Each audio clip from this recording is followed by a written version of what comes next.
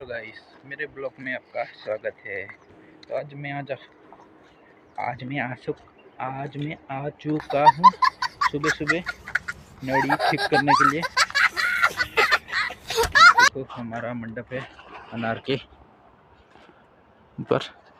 इधर मैं नड़ी ठीक करता हूँ, कहीं आड़ी अवरी हो गई हो वैसी। तो ये रही लकड़ी, इससे मैं कर देता हूँ। तो हाउ बीजो ऑर्डर आयो से કે ટ્રેક્ટર લઈને બોલાવે છે ખાતર ભરવા, તે તો જમશું।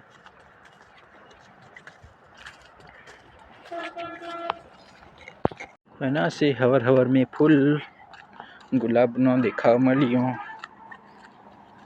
मैं चालतो जम सुनील भाई वाड़िए ત્યાંથી ટ્રેક્ટર લઈશું અને ન કરશું।